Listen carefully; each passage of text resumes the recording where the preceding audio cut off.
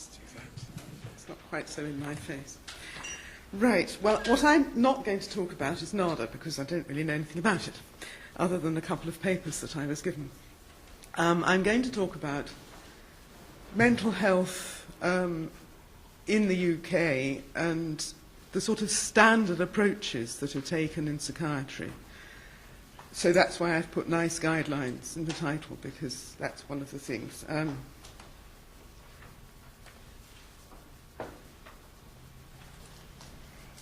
Right, this is the outline. So I'm going to talk about the standard approach to diagnosis and treatment. And then, because that is a huge topic which would take a week probably to talk about, I'm going to focus on schizophrenia as being one of the most problematic diagnoses to receive and to treat. And then I'm going to talk about alternative ways of looking at it other than the standard approach. And then if there's time, I might mention CAMS, but I have to say I haven't got a huge amount to say about that, except that mine doesn't know anything particular stance about it. So I hope that's going to make sense, and I hope it's going to fit into the time. So standard diagnosis is based on these two manuals, which you may or may not be familiar with. ICD-10, which is the International Classification of Diseases, edition 10, which is produced by the World Health Organization, and DSM-4, which is the Diagnostic and Statistical Manual, edition 4 of the American Psychiatric Association. And in this country, they're both used, and they're not identical, and there are quite significant differences for the criteria for making some diagnoses. There's quite a lot of crossover as well, of course, as you would hope, but there are differences. They are both being updated at the moment, and DSM-5 is expected to come out in next year. And there has been huge controversy about it, about things that are going to be added to it. On the whole, these manuals grow each year, each time they're re-evaluated and edited. It's not each year. It's every few years they do a new edition. And they've got much bigger each time. So the controversy is about whether ordinary life experiences become medicalized and diagnosed as mental health problems. You know, there are such things as normal human misery, and we don't really want to consider them mental health problems and start medicating them. But all of these things are controversial. Some diagnoses are more controversial than others, and one of the most controversial is personality disorders. Anyway, so that's the basis of diagnosis. The point about talking about it is that having a diagnosis is increasingly important for getting treatment. Mm-hmm. And because we have the nice guidelines on a lot of different diagnoses, when people are diagnosed with a mental health condition and their GP considers that they either need to be treated in the GP practice or they need to be referred for secondary care, the treatment they get depends on the diagnosis they get, because everybody is expected to record diagnosis and treatment in the system so that the treatment gets paid for. Does that make sense? So that's why I'm talking about those things. And they are coding systems, so that there are codes attached to every single diagnosis. And when you're recording as a psychotherapist, say, or a counsellor in a practice, you've got to record the code for the thing you're supposed to be treating, as well as the code for the treatment you're delivering. And if you don't have a diagnosis that fits in this system, it may be difficult for you to get treatment. And if your treatment isn't recognised, that's also another problem. So I just listed the nice guidelines that exist for mental health problems. And there are nice guidelines on all of these conditions. Not going to talk about them in detail. The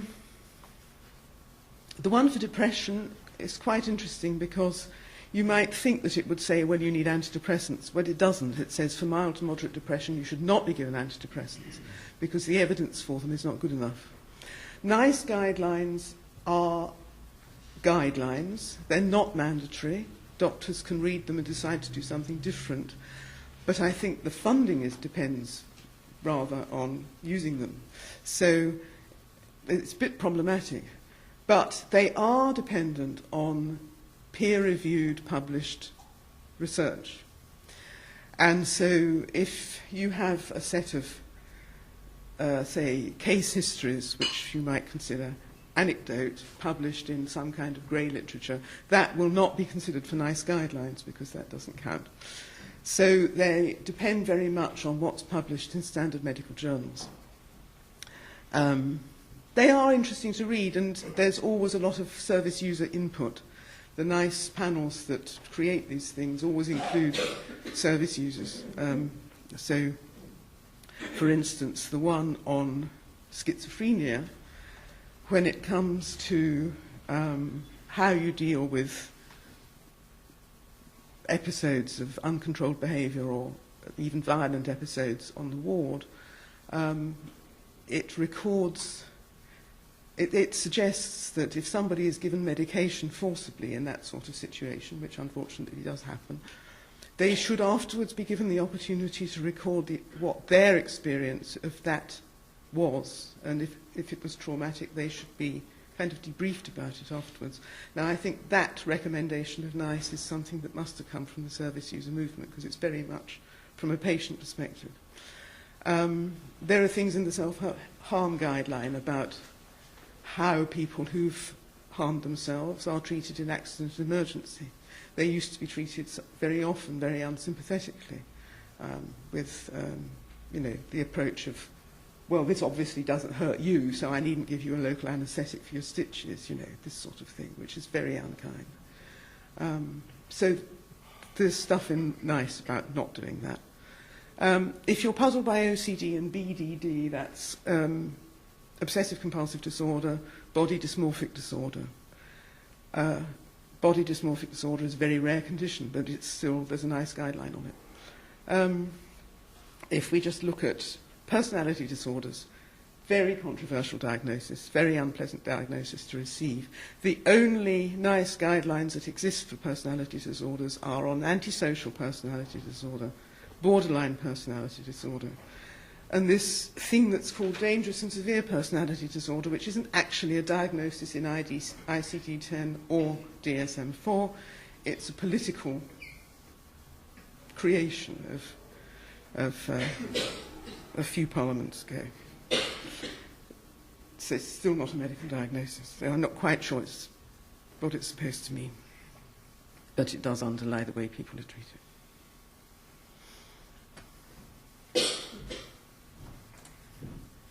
So I decided that I would focus on schizophrenia because, as I said, it's the most controversial, one of the most controversial diagnoses, certainly to receive. And it just helps to focus what I'm saying on a particular issue. So I thought I'd talk about the symptoms of schizophrenia, how it's diagnosed. And the symptoms are divided into positive and negative symptoms. I think most people think schizophrenia means, oh, you hear voices, don't you? There's a lot more to it than that. Yes, people do have hallucinations. They see things that other people around them can't see. They hear voices that other people around them can't hear. They may have other sensory experiences that aren't shared. They have delusions very often of perhaps being controlled by an outside force, or people are talking about them, of some outside force putting thoughts into their head or controlling their thoughts or things like that. They are often considered to lack insight, but I never forget something that I read when mine did a survey about medication some years ago.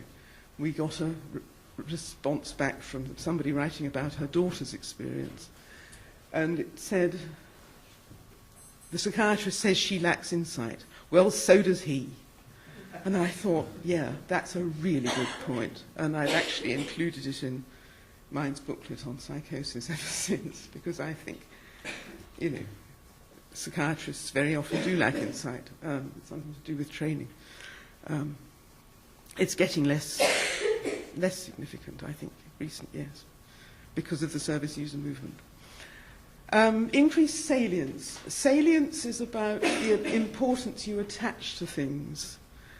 And it's supposedly associated with the neurotransmitter dopamine, which I'm going to talk a bit more about in a minute. Apparently, dopamine is one of the things that helps you to focus your attention on something. And if your dopamine if you've got too much, or what's supposedly underlying schizophrenia, although there's a lot of evidence against that, you attach undue importance to things, which is one of the reasons why you might think that you were being given thoughts to think by some outside force or something. You know, you could be driving walking along in the street and see a car which had your initials as a car number, and you could think nothing of it, like most of us. You know, you wouldn't even notice possibly. If you had this increased salience thing, you might think, oh, that car, you know, there's somebody doing something to me, or there's some significance for me, it's got my initials, you know. And then if you saw another car that was very similar to that one, you might think, there's a pack of them, you know, they're after me, sort of thing. You can see how if you've got this thing where too much importance is being attached to trivial things, it can become quite threatening, actually. The other symptoms are negative symptoms of schizophrenia, which include self-neglect, just losing interest in life, finding it difficult to relate to other people, just not engaging with life at all, feeling very apathetic. And people tend to be, you know, they get a bit scruffy, not look after themselves, not eat properly, get very thin, so on. It's increasingly said now that people with diagnosis of schizophrenia, well, their life is shortened by about 20 years. The life expectancy of somebody with a diagnosis of schizophrenia is apparently about 20 years less than the general population. And this is considered by a lot of doctors to be part of the condition. I think that's rubbish. I think that's a side effect of medication. And medication has such severe side effects that it is life-shortening. And I'm going to talk about the side effects because I think that's significant for possible use of NADA and other therapies in helping to treat it.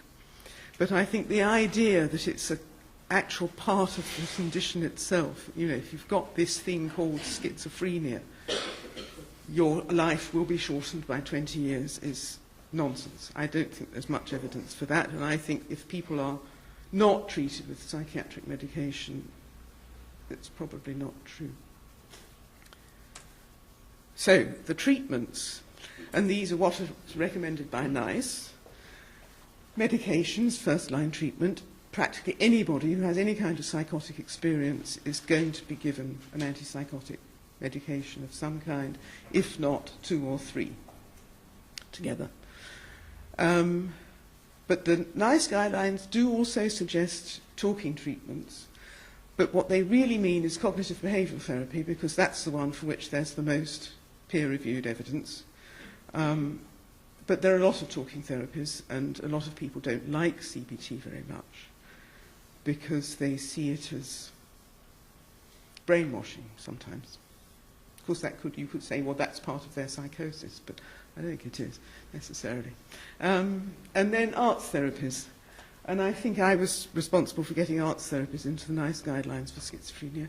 But there is, again, there has to be published evidence for NICE to include it in guidelines. There's quite good evidence for the effectiveness of all of these therapies. What you have to remember is that arts therapies are a kind of psychotherapy. If you do an art class with a group of people in a psychiatric ward where they go and have a lovely time doing a creative activity, that's very nice. It's not art therapy.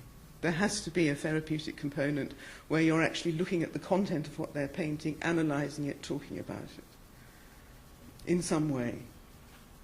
Same with music, dance, any of those things. I reviewed a book about drama therapy some years ago. It was about drama therapy for psychosis specifically, and it made a very good case for the effectiveness of drama therapy in treating people with psychosis, in helping them to express what was behind their psychotic experiences and come to terms with it and move on. And the thing about it was that it was very expensive, and people always say, oh, these therapies are very expensive, we can't afford them.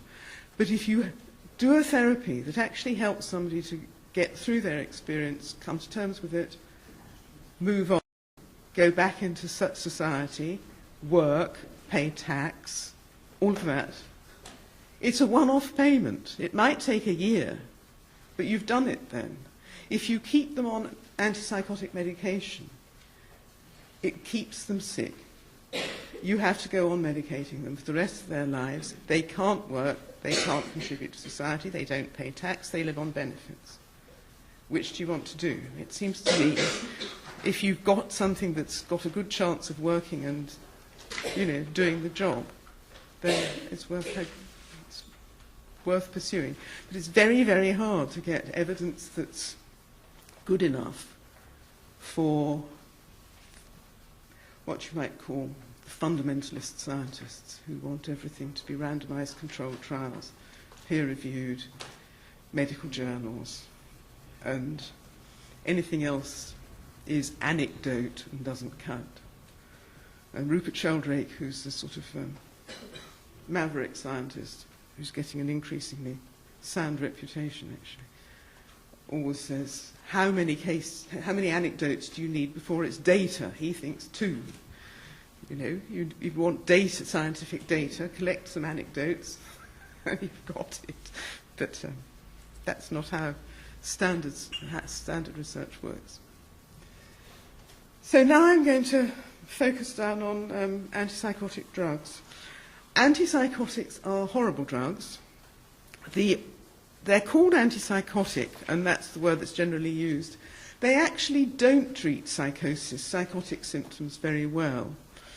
If somebody's hearing voices, for example, disturbing, unpleasant voices, and they take an antipsychotic, the chances are the voices won't go away. What will happen is they'll just become rather apathetic and not care about them so much. So in that sense, they're a bit easier to tolerate, but it's not an answer. So antipsychotic is a misnomer.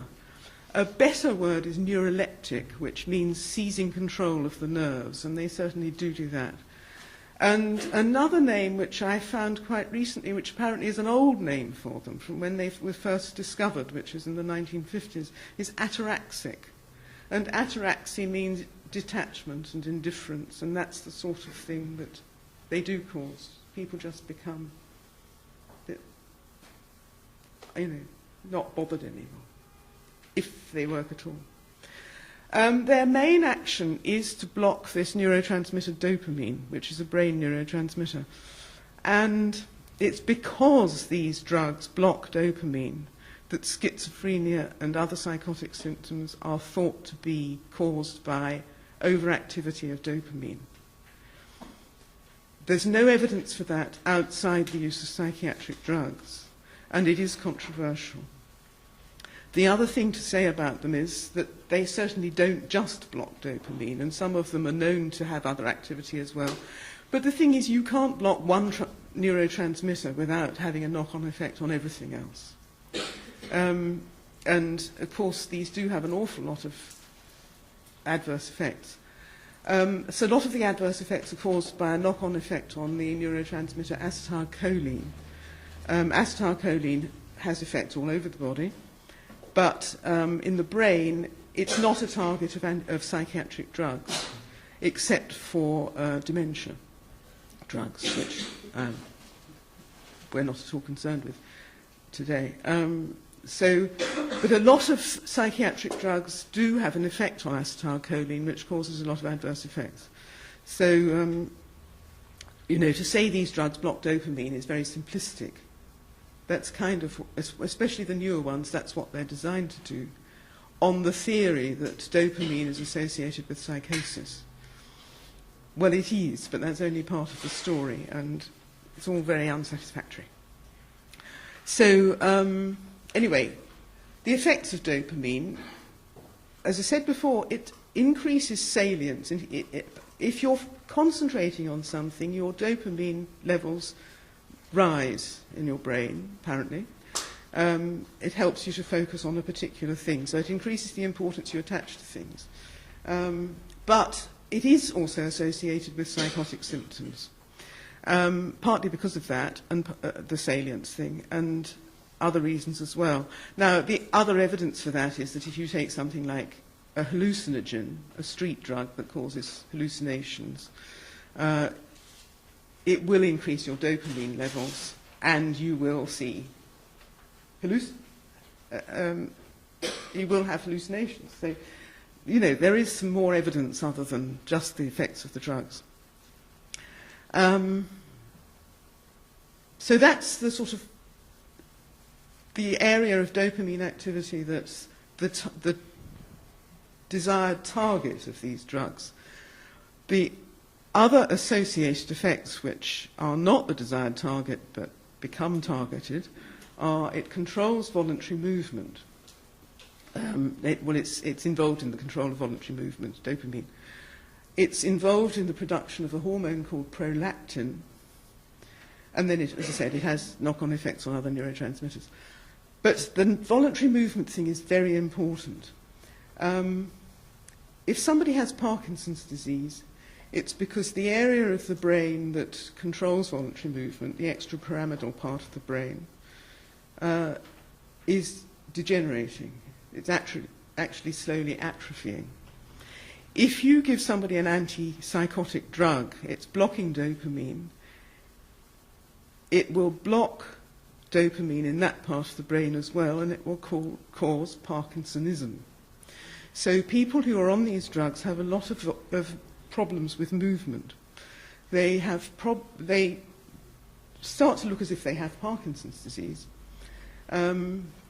They also cause involuntary movements such as tics, muscle spasms. Muscle spasms in the eye can cause something called oculogyric crisis, which means the eyes are suddenly turned in the head. And, one thing it does is make somebody look completely mad in a sort of conventional, scary storybook way. It's also dangerous. If you happen to be crossing the road and you get an oculogyric crisis, you suddenly can't see where you're going, and you can't see the traffic. I thought some years ago that if somebody got that symptom as an adverse effect, their drug would be changed. But no, I discovered from talking to people at mine that, oh no, my brother gets that quite often. They just say it's part of the, you just have to put up with it because he's on that medication, which I think is pretty shocking. It affects the muscles of the voice as well sometimes. I've spoken to people on the phone at Mind. I remember one particular person who used to call the info line when I used to do it, whose voice was so distorted. I actually thought he had cerebral palsy. And it was only on the second time or third time I spoke to him, and he said, this is because of the drugs I'm on. This is why my voice is like this. And he always started the call by saying, if you can't understand what I'm saying, please tell me to repeat myself. His voice was very difficult to understand. So that's another sort of extreme example, but it's not so very unusual of the sort of effects. Now, the worst effect on voluntary movement is something called tardive dyskinesia, which is an involuntary muscle spasm thing where people just get tics and twitches. It usually starts in the face. So people will get a slight spasm in their face or a grimace, which they can't control. Again, it's something that makes them look as if they might be a bit mad. It's a drug side effect. It's nothing to do with their mental health problem. But it's not controlled. Now, the worst thing about this one, it can spread to the rest of the body, and the worst case I've ever seen is somebody who has actually made a career of being an example patient of somebody with tardive dyskinesia.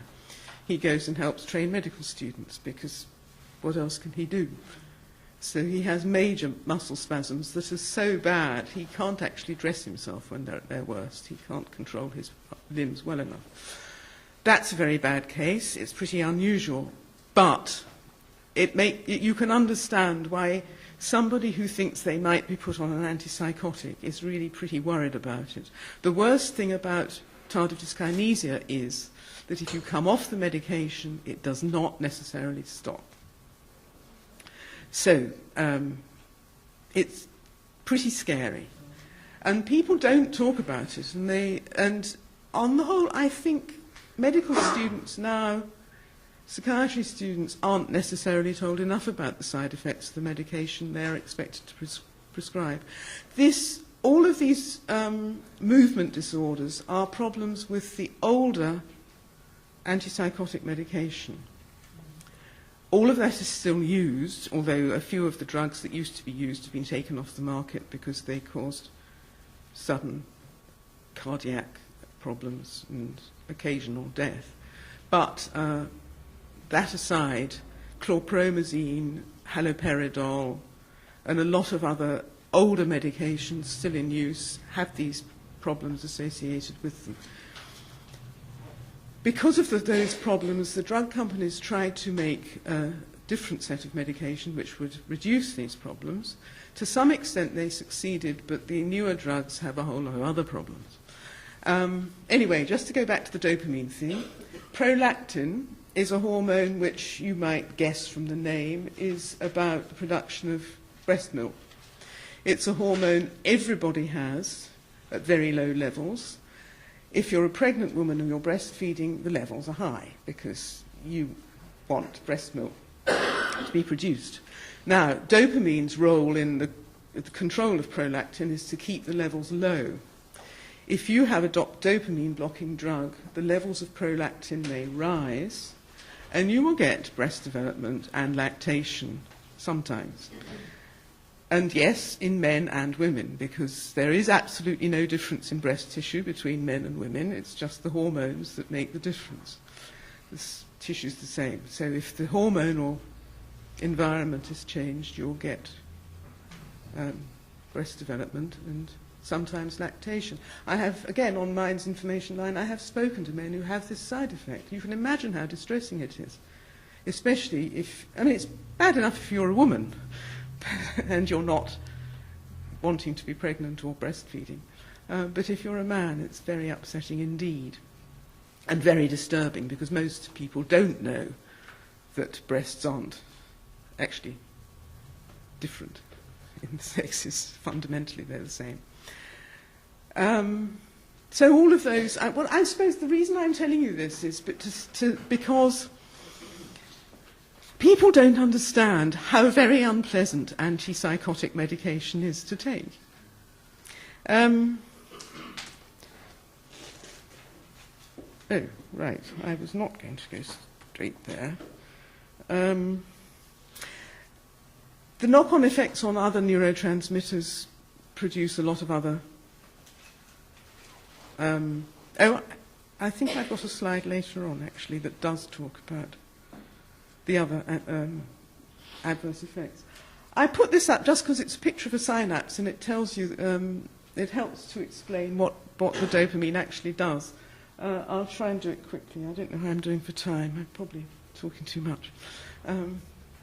This is a picture of a synapse, of which there are squillions in the brain. I think I might have known a number, but I decided squillions is probably as good a number as any. A huge number. If you look at this, you can see that there's a neuron making a junction with another neuron. You see.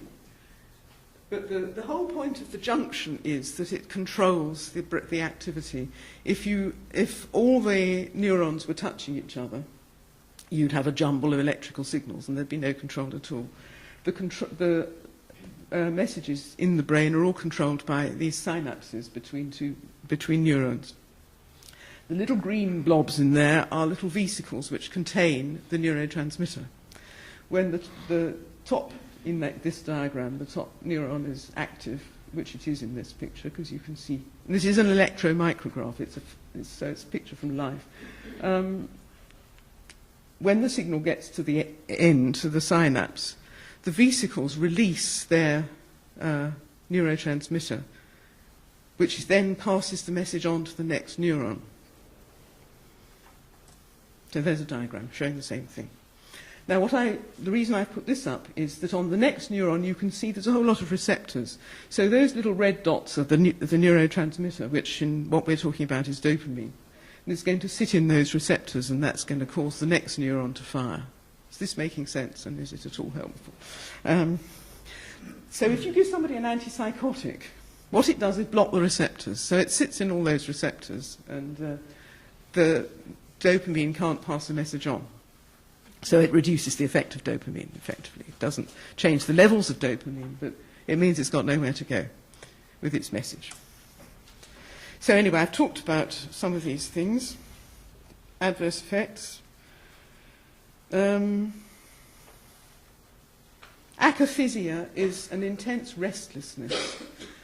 People used to talk about the largactyl shuffle, and actually there's now a service user group in South London that does a walk ironically called the largactyl shuffle. They go on a walk together quite often, and that's what they call it. But it's actually, akaphysia, it's very, very unpleasant. People cannot sit still.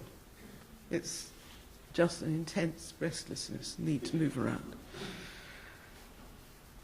Disturbances of heart rhythm caused by these drugs. This is associated with the life-shortening aspect.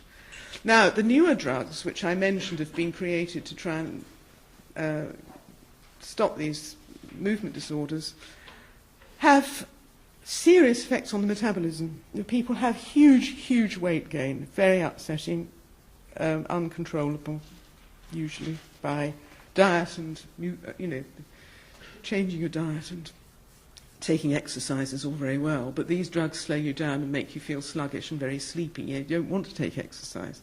So they basically turn you into a couch potato and you put on a lot of weight. People get diabetes as a result. Some of them cause quite serious blood disorders. The antimuscarinic effects are the things that are associated with acetylcholine, which I mentioned. Dry mouth, dry eyes, lack of accommodation in the eyes. Constipation is very severe sometimes. There was a paper, I put "Not Worth the Candle," which is a direct quote from a paper in the British Journal of Psychiatry last month, which I was very pleased to see. It said, "Is it about time we stop using these things?" This was by a psychiatrist. These drugs are not worth the candle. And I thought, hurrah, it's about time we heard some of that. I've got 5 minutes. Right. Let's skip some.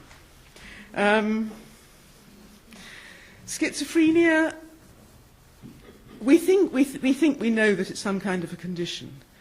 It's been identified for 100 years. It's a very unhelpful label. It's stigmatizing. People hate it. There's a movement to end use of the word schizophrenia. All psychiatric diagnoses are subjective. They're made on observation of how somebody appears and behaves. They're not made on the basis of somebody's experiences. As far as voices are concerned, only a small, 4% of the population hear voices. 0.4% of the population have a psychotic diagnosis. A lot of people hear voices and don't find them problematic. So I'm going to talk a little bit about the alternative approaches. I won't bother with formulation, which I haven't got time for. The Hearing Voices Network is a different approach to treating people who hear voices, which was started 25 years ago by a psychiatrist in Holland called Marius Rom. And he wrote a book which was actually published by Mind in about 1993, I think, called Accepting Voices. His approach changed the whole attitude to voices, within the service user movement at least. The approach had been, and still is for a lot of psychiatrists, you mustn't talk to people about their voices, they're delusional, if you talk about them they'll just, be encouraged to hear them, and you've got to pretend they don't, you've got to ignore it. His approach was listen to the voices, accept them, find out what they're saying, where they've come from. In other words, let the patient tell their story. And there's an increasing approach now that says, let the patient tell their story. Understand where all this comes from. Mental health problems are caused by bad things happening to people, adverse life events, lack of coping skills learnt in childhood, all of those things. If you sort that out, listen to the story, if you sort that out well, you haven't got symptoms. There isn't anything else left to treat.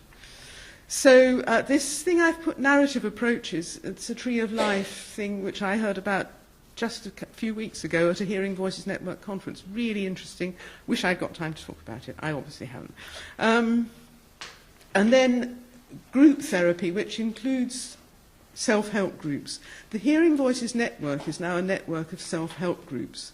They're very wary of letting professionals in, but professionals are increasingly getting more involved because they need to hear the importance of taking people's own personal experiences seriously, helping them to understand it, and then move on. I'll just tell you about an anecdote which sort of illustrates the power of the Hearing Voices Network. There's a chap called Ron Coleman who's very active in the service user survivor movement in mental health, now lives in the Isle of Lewis. But he talked about his experience of the network when he first met it. He was a young man, diagnosed with schizophrenia, told, you've got schizophrenia, you are a schizophrenic, you can forget your university degree, you can forget what you were planning to do with your life, you'll be on medication for the rest of your life. This is unfortunately a story that people are still told if they've given a diagnosis. So that was him. He was in a psychiatric ward. He was on medication, not having a very good time. He got a new mental health worker who came to work with him. Very bouncy, apparently. And she said, I think you should go to a Hearing Voices Network meeting. This was a long time ago, 20 years ago probably or more. Oh, not going. Not going. So the next day she came and she said, now, this Hearing Voices Network meeting, we're going to go. I'm not going. I'm going to come with you. I'm not coming. Well, when we go to the Hearing Voices Network meeting, we'll go in my car. I'm not coming.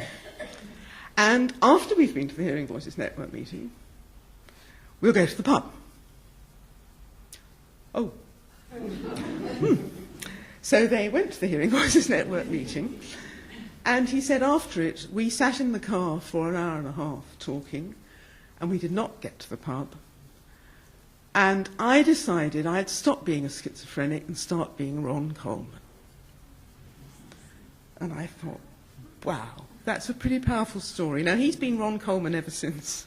And within the mental health service user, mental health service survivor, a lot of people call themselves survivors, and they mean survivors of psychiatry. He's very big chap. Now, he started what's called the recovery movement. And recovery is about a process rather than an outcome. It doesn't mean I'm now better, mental health problems left behind. It means making the best of what I've got and living with the symptoms, doing my best with them. If medication helps, then yes, take medication. It does help some people. I've painted a pretty bad picture of it, but that's because I want you to know why people don't want to take it. But some people do find it helpful. It's about having hope for the future. It's about not being told this is the end of your life as you knew it and you've got to be a patient from now on. It's the end of untreatability, and it's about self-determination. It's about allowing people to tell their story. And, of course, part of it, for an awful lot of people, is about coming off medication.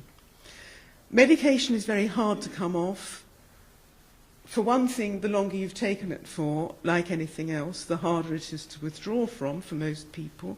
For another thing, doctors don't know how to do it, and they are scared that if you come off, you'll have a psychotic episode and do something awful. Most people who have psychotic episodes don't do something awful.